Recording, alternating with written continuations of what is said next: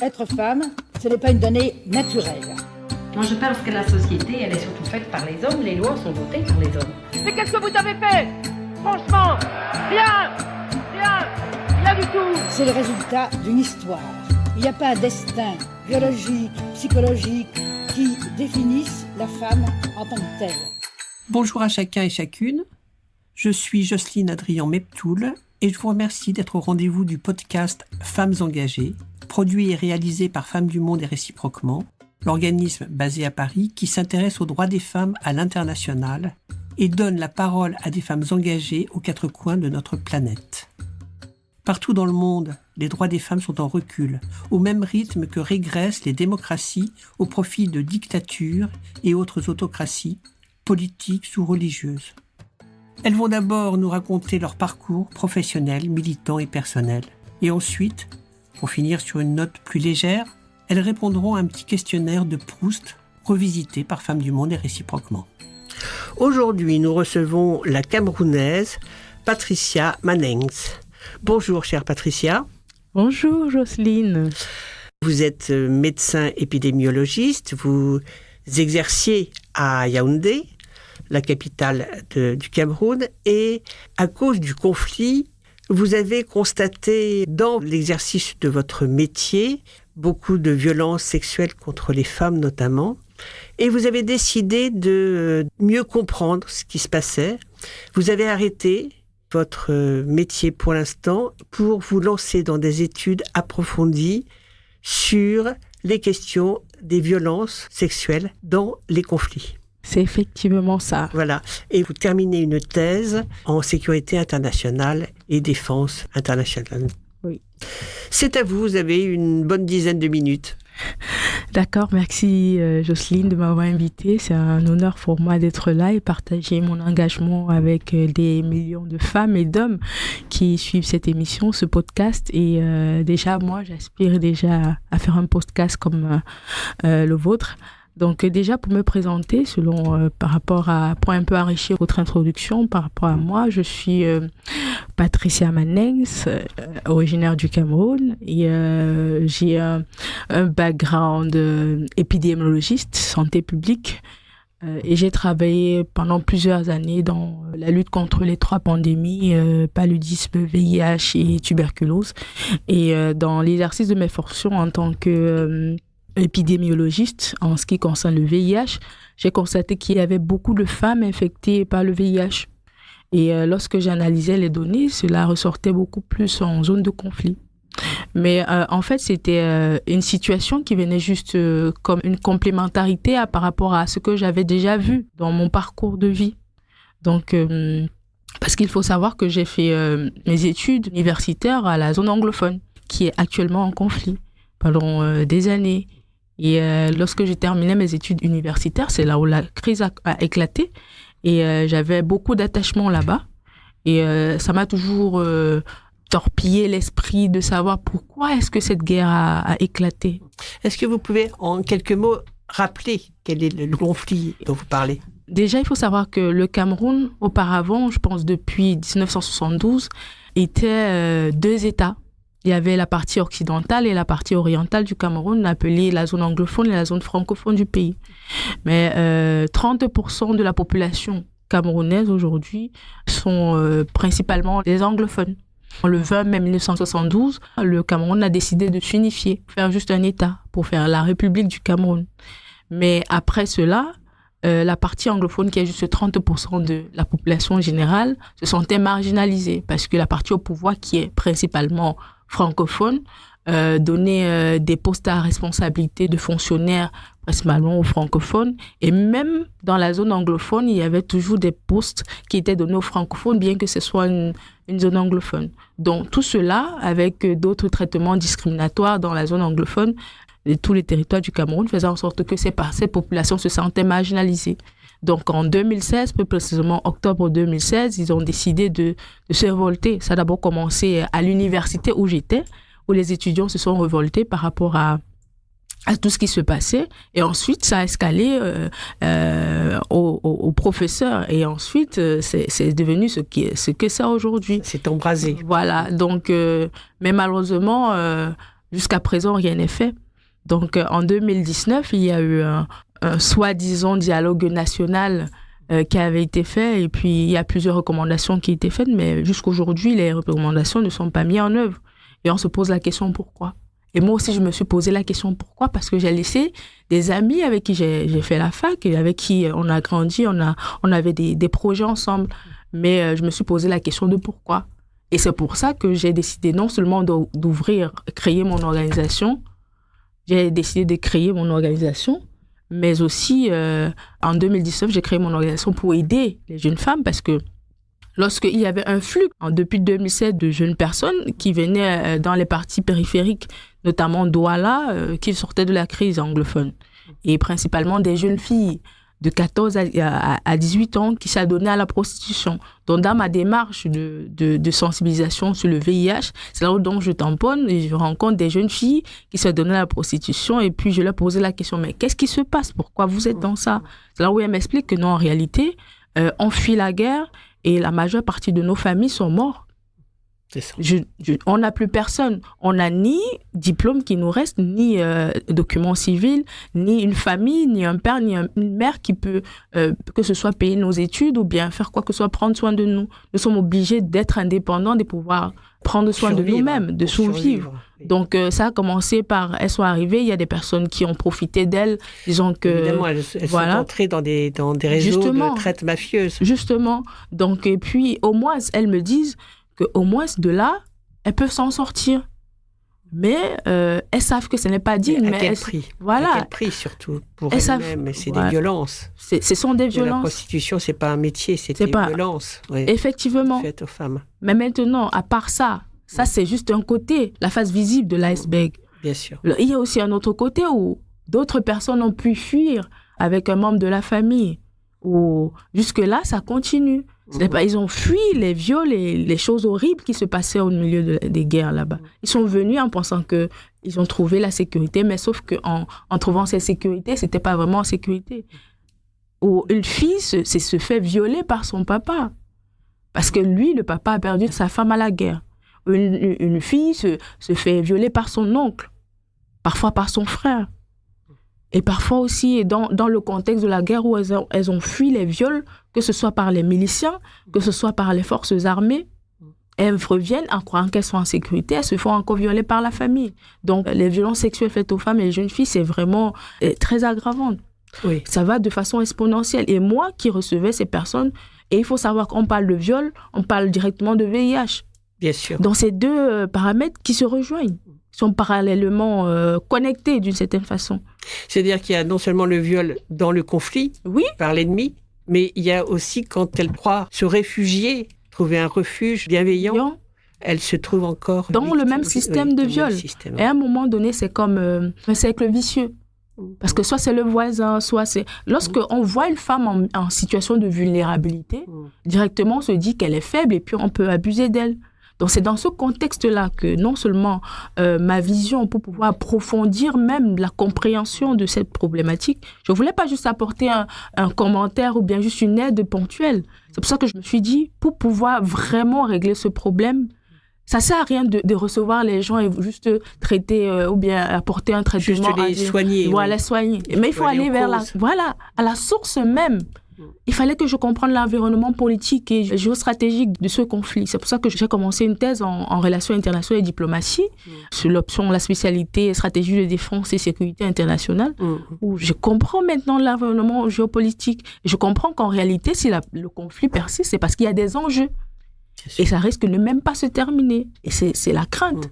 Vous avez donc créé votre organisation. Oui. Déjà, je salue votre engagement parce que Merci. Déjà, vous étiez utile en tant que médecin épidémiologiste sur place, mais c'est pas rien d'arrêter et de dire non, il faut que j'aille plus loin et que je me dote de meilleurs instruments pour mieux lutter. C'est ça, en fait, votre idée. Bien sûr. Donc, là, vous terminez votre thèse. Quel est votre projet Donc, déjà, comme je disais, j'ai créé mon organisation en 2016.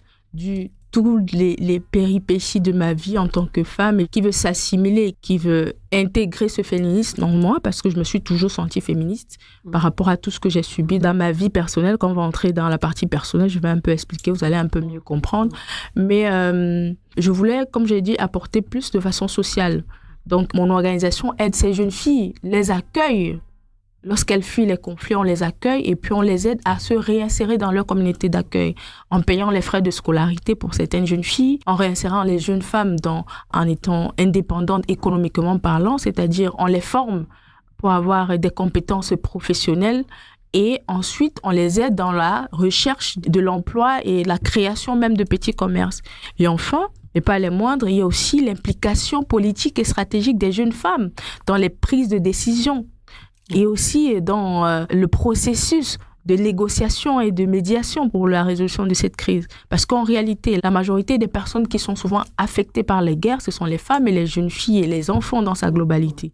Donc on ne peut pas parler de négociation sans ces femmes qui subissent les violences, ces femmes qui subissent le conflit. Donc il faut qu'on leur donne les outils pour que celles-ci puissent avoir des éléments de langage durant la négociation. C'est pour ça que mon organisation, on forme des groupes de femmes qui ont ce potentiel de leader en technique de négociation, de médiation, pour que celles-ci soient présentes lors des négociations, des futures négociations, et même revoir même les recommandations qui ont été émises durant le dialogue national. Donc sinon, bien que les choses, on ne voit pas le bout du tunnel, mais on pense quand même qu'avec ces apports-là, la femme peut faire quelque chose dans cette résolution de conflit. Donc je pense qu'à la fin de mes études, je vais être un peu plus impactant parce que mon projet et mes objectifs, c'est de vraiment travailler aux Nations Unies pour être déléguée permanente afin de rédiger les politiques pour qui intègrent les femmes dans l'égalité et la prise en charge même des femmes pour une mise à disposition non seulement des soins de qualité, mais d'une éducation de qualité. Donc vraiment être au niveau mondial, pouvoir rédiger les politiques de genre. Bravo, parce que c'est vrai que c'est un des sujets, cette question de la participation, de la sous-représentation des femmes dans les négociations de manière générale.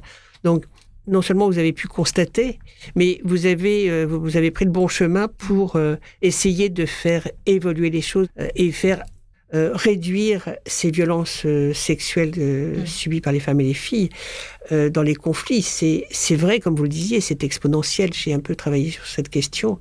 Et on a l'impression que non seulement les conflits se multiplient, on parle d'une centaine de conflits actuellement sur la planète, simultanément, mais que ces violences sexuelles deviennent de plus en plus systématiques. Donc c'est vrai que les résolutions de l'ONU, depuis la résolution 1325, c'est un peu technique pour nos auditeurs, et nos auditrices, mais c'est vrai que malheureusement, c'était en 2000, ça va faire 25 ans l'année prochaine, et on a un peu l'impression qu'au contraire, ça empire. C'est-à-dire qu'il y a un systémisme des violences sexuelles comme arme de guerre.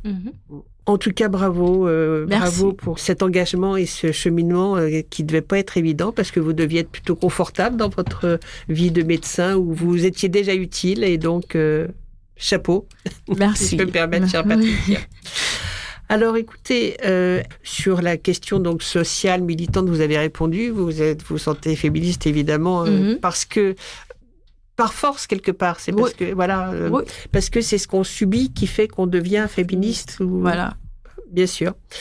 Est-ce que vous avez des alliés parmi les hommes qui s'engagent sur cette question? Mon premier allié, c'est mon mari.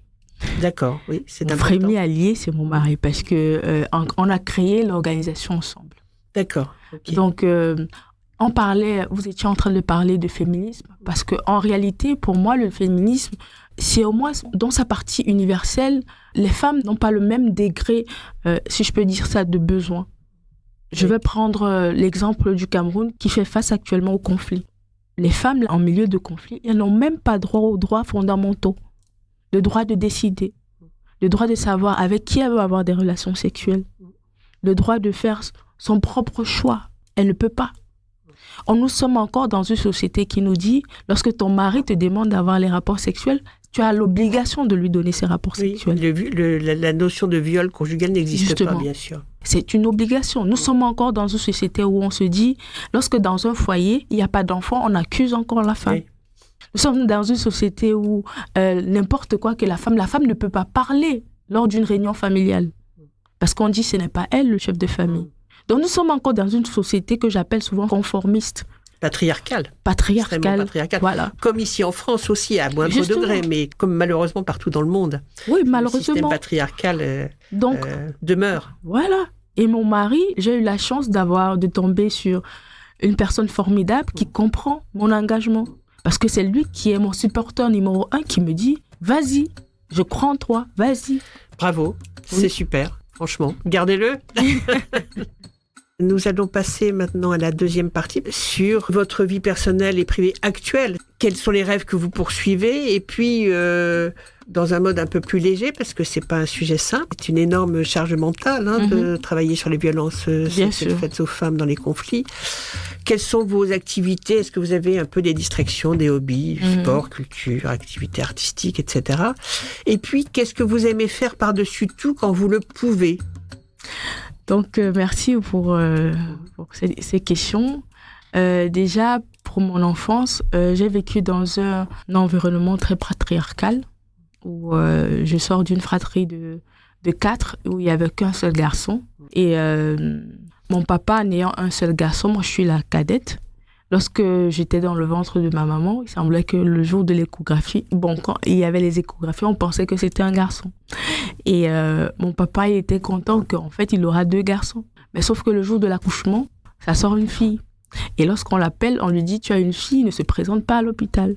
Il dit « La femme s'il m'a encore amené une autre fille parce qu'il y a 3 filles, un seul garçon ». Donc déjà, là, c'est là où mon calvaire commence. Par la suite, j'ai toujours été dans l'ombre de mon frère, où on essayait toujours de le mettre en avant, c'est le chef de famille, c'est ceci, c'est le plus intelligent et tout, pendant que moi, je me disais, je suis autant plus intelligente que lui. Ce qu'il peut faire, je peux faire. Pourquoi est-ce qu'on veut toujours me rabaisser? Pourquoi on n'essaye pas toujours d'écouter ce que j'ai à dire? Je me sentais toujours réprimandée, toujours repressée et tout. Donc, vous ressentiez l'injustice. Oui, l'injustice. Et je me disais, c'est pas parce que je suis une femme et que lui, il est un garçon qu'il a droit à tout. Donc, je n'arrivais pas à comprendre. Et là, j'avais 12 ans. Après, je comprenais que je ne pouvais pas changer grand-chose. Et c'est là où je suis partie à la fac. Et là, j'ai eu un autre tournant dans ma vie parce que j'ai subi beaucoup d'harcèlement sexuel vis-à-vis de mes professeurs d'université. Ah oui? Oui, notamment, il y a un spécifiquement qui me harcelait. Et moi, je n'avais pas compris. J'étais encore toute jeune quand je suis arrivée à la fac. Et il me faisait des avances. Au départ, je ne savais pas ce que c'est. Mais à chaque fois, je voyais, lorsqu'il me remettait les feuilles de notes, il me dit « Vois-moi après ». À chaque fois que j'allais, il essayait de mettre sa main sur mon épaule. Ou bien, ça me mettait mal à l'aise parce qu'il était vraiment très âgé. Et moi, je ne connais pas ça. Et puis, à un moment donné, lorsqu'il mettait ça, je préférais parce que je suis une personne qui aime revendiquer ses notes. Donc, lorsque je voyais ça, je voulais toujours revendiquer parce qu'il me mettait toujours la sous-moyenne. Donc, je partais toujours et à un moment donné, j'y allais plus parce que j'étais tellement mal à l'aise et je ne voulais plus avoir un contact avec lui. Donc, j'avais refusé. Et à ma dernière année à l'université, je n'ai pas pu soutenir mon truc de licence. J'ai fait 6 ans pour faire une licence. Parce qu'il m'a retenue. Il ne voulait pas me donner la dernière matière qui me permettait de sortir de là. J'ai fait tout, administrativement parlant. Je suis allée voir la vice-chancelière qui est la ministre de l'Éducation secondaire. Je l'ai même rédigé une lettre. Elle ne m'a pas répondu. Et je suis même allée voir mon doyen qui m'a fait comprendre, je suis sûre que c'est toi qui l'as aguiché pour qu'il te fasse ça. Évidemment, c'est toujours ce qu'on reproche aux femmes. Bien sûr. Donc, je me sentais impuissante. Et même ma famille, lorsque je leur dis, je fais 6 ans en licence, ce n'est pas à cause de moi, c'est à cause de... Ils ne me croyaient pas, donc j'étais seule. Et à l'époque, j'étais avec mon petit ami qui est aujourd'hui mon mari, c'était lui mon seul soutien, qui me croyait, avec qui on faisait les démarches. Par grâce, après 6 ans, j'ai reçu mon diplôme. Et c'est vraiment là où j'ai commencé à ressentir cette rage de mon activisme. On ne me croyait pas seulement parce que j'étais une femme. Et je me disais que non, c'est pas possible. Et c'est là où mon activisme a commencé. Et c'est là où j'ai commencé. J'ai fait un master en santé publique et tout, en médecine et tout. Et puis, c'est là où j'ai créé le truc. D'accord, très bien. Mes activités, j'aime bien chanter, bien que je ne sache pas vraiment chanter. J'aime bien passer du temps beaucoup avec ma famille, puisque lorsqu'on vit dans ce genre d'environnement, on se dit on n'a pas trop de temps. Donc, le mieux, c'est de passer du temps avec les gens qu'on aime, partout où on se trouve, quoi. Absolument. Qu'est-ce que vous aimez faire par-dessus tout quand vous avez le temps? Ce que j'aime beaucoup faire par-dessus tout, j'aime bien travailler. C'est vrai que je n'ai jamais le temps, j'aime bien faire des recherches. Voir qu'est-ce qu'il faut ajouter. Donc, c'est vrai, je passe tout mon temps sur la machine, en train de regarder des opportunités, des causes, lire. En fait, mon engagement, c'est ma vie. Oui. C'est mon hobby, c'est pas... Oui, c'est je ça. ne me vois pas faire autre chose que ça, quoi. Vous le portez autant qu'il vous porte. Voilà. Merci beaucoup. Est-ce que vous voulez ajouter quelque chose d'autre sur cette partie plus personnelle ? Je dirais juste que l'engagement, moi je dirais une onction. Ce qu'on a appelé onction. Ça veut dire que parfois on se sent choisi de le faire. Oui. Et c'est ce que je dis toujours. Je me sens privilégiée de le faire et c'est pour ça que je le fais. D'accord. Merci beaucoup. Donc, si vous voulez bien, maintenant, on passe à cette dernière partie de l'interview qui est de répondre à ce célèbre questionnaire de Proust, mais qui a été bien revisité par Femmes du Monde et réciproquement. Le principal trait de votre caractère ? Loyauté. La qualité que vous préférez chez un homme ? Loyauté. Chez une femme ? Loyauté. Bien, très bien. Ce que vous appréciez le plus chez vos amis ? La franchise. Quel est votre rêve de bonheur ? D'être n'importe où avec ma famille. Quel serait votre plus grand malheur ? D'être séparée de ma famille. Qu'est-ce que vous voudriez être ? Femme inspirante. Très bien. Je crois que vous êtes sur la bonne voie. Le pays où vous désireriez vivre ? Les États-Unis. Ni le Cameroun, ni la France. D'accord. Un autre continent. Vous embrassez le monde. Oui. Voilà. Quelle est la couleur que vous préférez ? Rouge. La fleur que vous aimez ? Rose. L'oiseau que vous préférez ? Le perroquet. Pour toutes ces couleurs ? Oui. Vos auteurs et autrices favoris ? Est-ce que je peux parler de... Bon, oui, il y a une, Chimamanda. Oui. Oui. Ngozi. Chimamanda Ngozi, bien sûr. Il y a aussi une actrice qui m'inspire beaucoup. Je ne sais pas si c'est la prochaine question, mais... Bah, écoutez, voilà. Quels sont vos auteurs et autrices et artistes préférés ? Oui. J'aime beaucoup Viola Davis. C'est aussi une féministe, mais qui a un jeu d'acteur incroyable. En peinture, sculpture, musique, vous avez d'autres... Peinture. Et beaucoup plus dans la mode, le stylisme. D'accord, ok. Est-ce que vous avez des personnages préférés dans la fiction ? Vous n'êtes pas obligé. J'ai Supergirl. D'accord, oui. Ok. Votre musique préférée ? Unstoppable de Sia. En fait, c'est une chanson qui... je souhaite vraiment le partager parce que c'est une chanson qui me pousse toujours à donner plus. C'est être invincible, intouchable. On peut faire tout ce qu'on veut avec. Votre cuisine et votre plat favori, pour changer de sujet ? Chez nous, il y a ce plat, je ne sais pas si les gens vont savoir, c'est le coq. Ce sont des légumes avec des arachides et du manioc. Ouais, donc, j'aime bien. D'accord. Vous le cuisinez vous-même ? Oui. Oui, aussi. Très bien. Quel est votre mot ou vos mots favoris, si vous en avez ? Spontanéité. Qu'est-ce que vous détestez par-dessus tout ? L'hypocrisie et le mensonge. Y a-t-il des personnalités politiques que vous admirez ? Oui, mais ce sont des personnes un peu controversées. Mais bon. D'accord, bon, on n'ira pas plus loin alors. Oui. Y a-t-il dans l'histoire une réforme politique que vous estimez avoir été importante pour la société en général ? Oui, c'est ce que j'utilise tout le temps. La résolution 1325. Ok, sur les violences faites aux femmes dans les conflits. Quel est le don de la nature que vous aimeriez avoir ? Arrêtez le temps. Comment aimeriez-vous mourir ? Je préfère pas répondre à cette question. Oui, vous avez raison. C'est encore loin. Oui. Est-ce que vous avez une devise, un slogan, un mantra qui vous sert de guide dans la vie ? L'échec est lorsqu'on arrête d'essayer. Très bien. Ça me plaît bien. Et enfin, quelle est la question que vous auriez aimé que je vous pose ? Je pense que vous m'avez posé toutes les questions qu'il fallait. Eh bien, c'est parfait alors. Merci beaucoup, chère Patricia Mannings. Merci. Je vous souhaite de continuer ce parcours que vous avez bien tracé dès Merci. maintenant, je crois. Et je pense qu'effectivement, vous allez être une des grandes femmes inspirantes. Merci beaucoup. Merci, c'est gentil. Vous venez d'entendre le podcast Femmes engagées, produit par Femmes du Monde et réciproquement, qui offre un micro aux femmes engagées partout dans le monde afin de faire entendre leur voix en toute liberté. Le podcast Femmes engagées est enregistré dans le studio La Poudre de la Cité Audacieuse. J'ai eu le plaisir d'animer notre podcast Femmes engagées avec la participation de toute l'équipe de Femmes du Monde et réciproquement. Merci à Agathe Loumalia, Huguette Klein, Brigitte Evano, Marie Cholet et Léa Robert. La musique et le montage sont assurés par Thomas Dor. Un grand merci à lui. Merci à chacun et chacune pour votre écoute. Et rendez-vous au prochain épisode. Être femme, ce n'est pas une donnée naturelle. Moi, je pense que la société, elle est surtout faite par les hommes. Les lois sont votées par les hommes. Mais qu'est-ce que vous avez fait? Franchement, rien du tout. C'est le résultat d'une histoire.